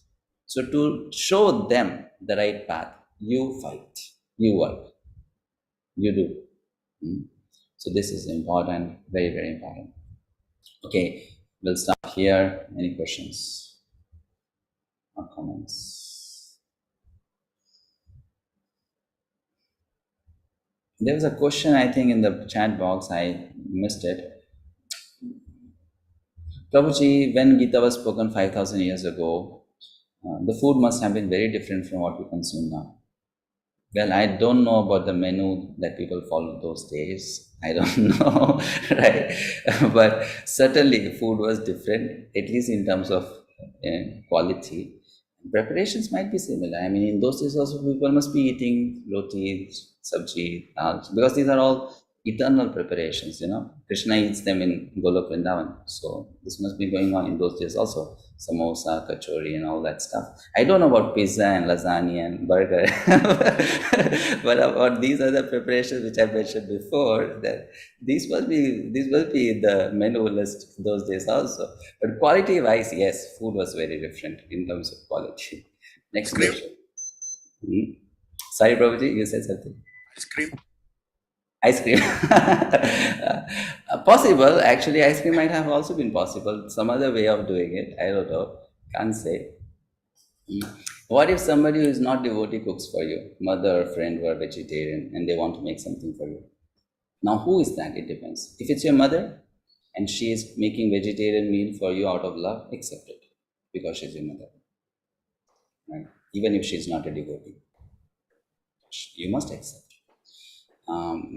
But then not some restaurant cook, you know, or something like that. So it depends whom you are calling other. If it's your mother, if it's your sister, You know, they have fed you for decades, and then one day you become a devotee, and now you say, I don't want to eat food cooked by your hand. You know, you're not a devotee. That's wrong. That's very wrong. You know? So if they are ready to change to some extent, that okay, for you we are ready to cook vegetarian meal, for you we are ready to follow all the rules and regulations, be pure and clean. So we can also compromise to some extent for that relationship, you know, for that relationship. So it's very important that we be flexible in those situations, but then not be flexible with anyone and everyone. No. For some people, it's okay. Does prasadam turn tamasic after 3 hours? Wait for chapter 17 for us to discuss this, because the question is from chapter 17, right? In the earlier purport, what is Pancha Mahayagya? Okay, Pancha Mahayagya means in the Vedic times, every grihastha, householder, every day was supposed to do 5 fire sacrifices. Like the Muslims, they do namaz 5 times a day. So they borrowed that 5 from here only. So every day, the grihasthas, they had to do 5 sacrifices, 5 fire sacrifices. It was like a daily duty, must do. Then you become pure from all the contamination that comes being in that ashram. So, but then Kali Yuga, who can do? So, simple thing is you chant names of God, right? That's sacrifice, fire sacrifice. Okay. You heard that there were no tomatoes 500 years ago. Maybe, yes, possible. No tomatoes, possible. Okay, next, in the last session I mentioned that if a person is having a business who's not honest, and he has 2 options, either start new from a scratch or just leave this Krishna consciousness. Okay, so yes, if let's say a person is doing something dishonest, means earning, what should that person do? That person can do, you see, what scripture says this. That person can slowly try to come out of that job. If not immediately, then slowly. You know? So plan like that and try to come out of it, switch over to another, better, gradually. Not immediately, because that will not be practically possible, but one should find a way out to sneak out of it. That's what the scriptures say. Don't earn money with dishonest means, because then that money is impure, and whatever you buy with that money also becomes impure. So then food is impure, clothes are impure, house is impure, car is impure, everything is impure. And though I offer it to Krishna, Krishna will accept it to some extent, but then not that everything will become purified just because of that. So one should try to come out of that occupation gradually, if possible. Not continue with it for life. That's not good. Come out of it slowly. And also, while you are working, at the same time, offer from it to Krishna. You know, not just wait for that day to come when everything will be pure, then offer to Krishna. From there, start offering to Krishna. Biscuit, wafer are dry food. Yes, biscuits are dry food. Very dry. Okay, some hands up. Paramita Mataji. Hare Krishna Prabhuji. Prabhuji, I want to know that in one of the purport it was mentioned that we should chant in a group rather than chanting privately. So I want to know why. Okay, so the context there is Srila Prabhupada is mentioning about people who sometimes go away from the association of devotees and then they chant in seclusion just to show off, you see, I am such a great person. I don't need association of devotees. I don't need guidance of devotees. I can practice spiritual life on my own. I don't need help. So that is a very dangerous situation, because the support is going to come from Sangha of those people who are also on the same path, right? So he's talking about that case, that situation. That kind of chanting in isolation is not very good, because one is not on that level. So what is prescribed is you stay in Sangha of like-minded devotees, and then you practice Krishna consciousness or bhakti in that Sangha, in that association, right? Now another thing, practical way of looking at it. Okay, does it mean I have to always chant with people around me, and if it's disturbing to my chanting, still I should sit there and chant? No, this is not what it means. It means, yes, those who want to live can live, please. So this is not what it means. It means that you practice Krishna consciousness as a process in association of devotees. If you like to chant somewhere in a corner where there is no noise coming, or where there is no disturbance coming from others people chanting, that's okay, no problem, totally fine, right? Okay, Neha Mataji. Hare Krishna Prabhuji. I have 3 questions. Quickly, I will ask them. Should charity be based upon the giver's wish or the wish of the receiver? We'll discuss about charity in chapter 17. Because this topic is anyway come, and we are going to talk a lot about it, right? Okay. Yes, Prabhuji. Second question is, can one convert his black money by donating? No. There's a solution to it, but I'll tell you, if you accept it, or those people are ready to accept it, right? There is a way to get totally free from it. And what is that? If you want to do that, you have to give 100%. And after that, you stop doing that wrong thing forever. That is the only solution. That is the only solution. If you want an incident, I can give you an incident.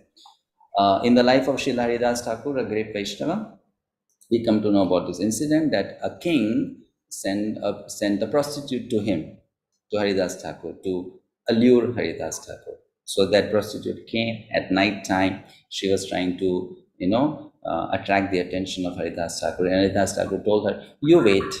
I have to still chant some names of Krishna. You wait.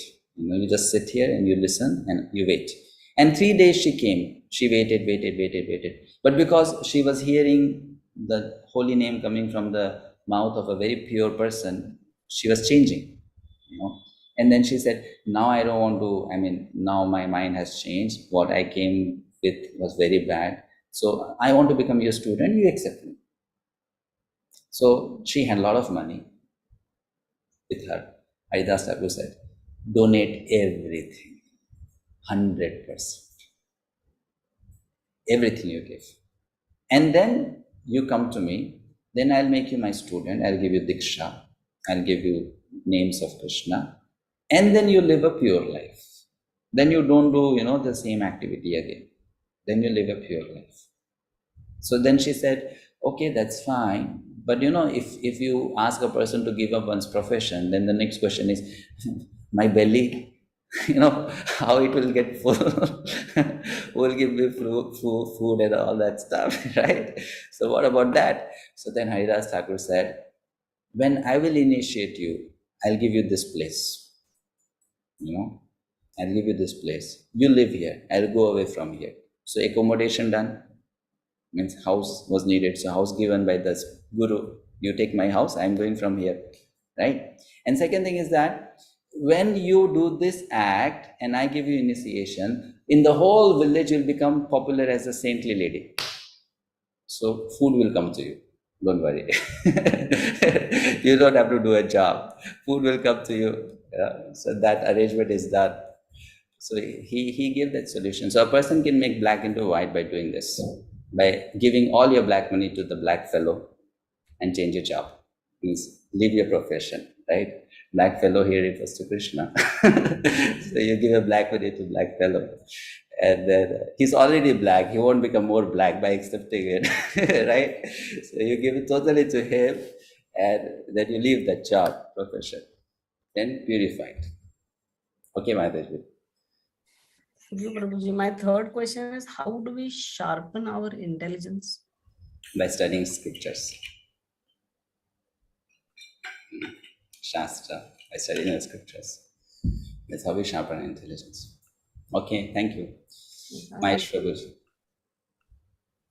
Guruji, last lecture you told about these Brahmanas can accept Bhiksha and Dakshina and all that, and Kshatriyas have to fight and all that thing.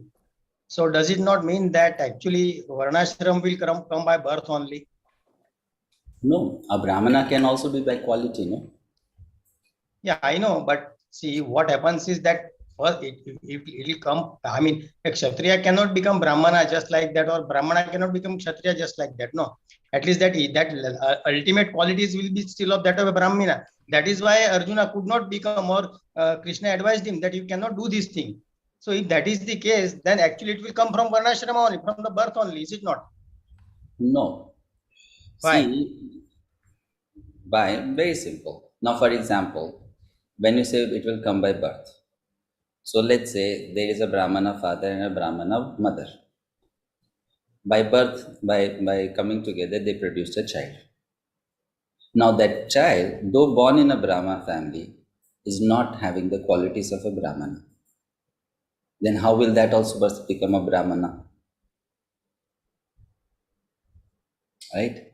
If that person lacks those qualities by birth itself, doesn't have those qualities, then how will that person also become a Brahmana? Then it's not 100% sure that that person will become a Brahmana. Isn't it? Correct?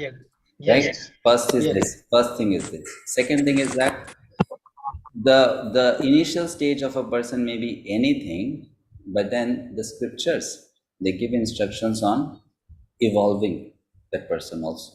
There's a process of evolution. So in Kali Yuga, how people who are at lower level are brought up, that is called Pancharatrik Vidhi. We don't have time to discuss in detail. It's a science called Pancharatrik Vidhi. And by that system, or that science, even people with a lower birth can be made qualified to function as a person of a higher birth. Possible. That transformation happens, when that's a science, that's a process. And that process, when it is followed, it shows the results also. It shows the results. So all these examples, all these processes are given in the Vedas. There are different sections to that. What I am talking about, Panchik Vidhi, is a wonderful science. And it was made by Krishna for this purpose only. That, those who are very low, if you want to just quickly make them come to a higher platform, then follow this process. But then for this process to be followed, the one who is executing this process has to be a very, very qualified person. Then that person can do. Someone like Srila Prabhupada, pure personalities, sadhus, they are qualified to do that. That they can make a very low-born person into a Brahmana. They can do that. If you read the life of Srila Prabhupada, and people asked him, reporters asked him, why have you come to this country? And he said, so that I can make all of you Brahmanas. I can make all of you Brahmanas. For that I have come. They know the science, and they showed also, they did also. Otherwise, how is it possible, Prabhuji? People born in such degraded families, living a very sinful life, they suddenly take to the process of Bhakti Yoga. They become sannyasis, and they are able to maintain sannyas for decades. How is it possible? Do you think it's not a miracle or a magic? Right? It is a miracle, no doubt about it. Isn't it possible, isn't it? So how is that possible? That science is called Pancharatrik Vidhi. Pancharatra. So that is the elevator process. What we are discussing now is the gradual process, go step by step, step by step. That is the elevator. But that elevator functions only if there is one specific, added feature or add-on, and that is presence of a pure devotee of Krishna. But then Krishna... That one pure devotee of Krishna is empowered so much by Krishna that that person can just make things very different. So much of power. With that logic, actually, Krishna should not have stopped Arjuna when he wanted to go to... No, try to understand here. Krishna is using different pure devotees for different purposes. Arjuna in any way doesn't need anything to do. He is already a pure devotee. He is acting, no?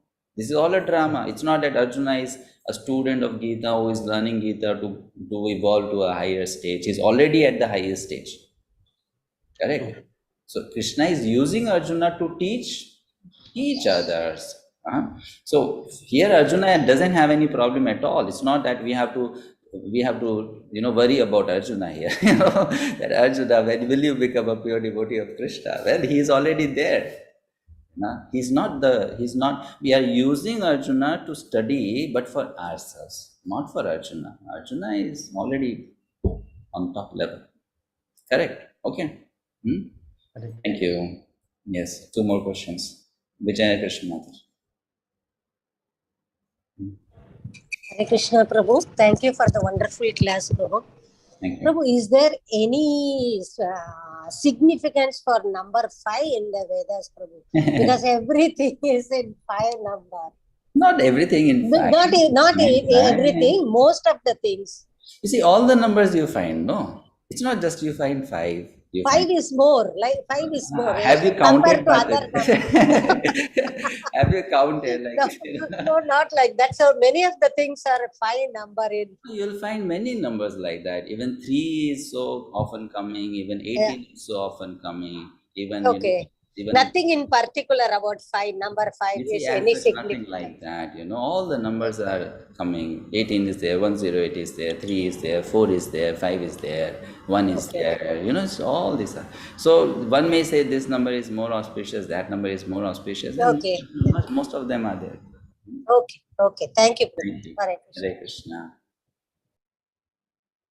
Okay. 2 more hands up. Vandana Mataji. Hare Krishna, Prabhuji. Now, we've been told that we should do demigod worship. The services should be done for them. Now, but Lord Krishna, instead of worshipping Lord Indradev, he opted for doing Govardhan. So let's come to Bhagavad-gita of Bhakti Yoga section. Then we'll talk about that. This is just karma kanda. So Krishna is talking at a lower level. See, he is explaining a lower level of Krishna consciousness. So why will he give instructions of higher level now? He won't. Right? So that is higher level of Krishna consciousness. That will start in chapter 7, 8, 9. Then same Krishna will say no demigod worship. Correct? But now it's a lower level. That's why he's saying like this. So we just discussed that now. When we come to higher level, then we will say this is wrong. Okay, thank you. So it's the instruction is based on the audience, like what level the audience is at. Anshumataji. Prabhuji, thank you so much. I would like to add on that 5 thing. Actually, the whole 24 hours is 8 prahar. So out of which 3 prahar is night. And so the 5 prahar is the daytime. And so this 5 yagna is basically for each prahar, so that that can be each 3 hourly prahar area period can be sanctified. Yes, thank you, Mataji. Good point. Nice contribution. So this is there, Kalpana Mataji. Hare Krishna, Prabhuji. Regarding impure food, like sometimes we come to a position, in a situation where you have to eat that food, other options left for you, then you have to eat that. After that, is there any process to rectify that, because you're not feeling good after eating that? Yeah. So the thing is that first of all, you avoid. If you already know about it, then you should avoid. Be smart and avoid it. I mean, if one has to be clever and smart in dealing with situations, people. Sometimes you are put in such a situation, so you should know what to do, what can be done. Yes. Like let's say, someone let's say has brought something for you, and that person has not cooked properly, or that food is not pure. So then instead of it, and that person is so much insisting, now you eat it in front of me only. So then you can make an excuse that I will definitely eat, but at present I'm full. You leave it behind. I'll eat later, something like that. You don't tell that person I'm not going to eat it. You say yes, I'm going to eat it, but I'll eat it later. And when that person is gone, and you very respectfully put the food, where it should go, or give it to someone who is okay with that, right? So in that way, we should be smart. We should use sometimes diplomacy in Krishna consciousness to keep ourselves protected, safe. There's nothing wrong about it. And at the same time, not making that person feel bad, because if that person is trying to do good to you, that intention should be respected and appreciated. That person may not know how to do good, but at least is trying to do good. So we appreciate that, we respect that. But doesn't mean that we always buy in, okay, chalo, I am okay with everything. You can do anything with me, right? That should not be there. One has to be a little firm that this is against my principle. I won't do it. I won't accept it.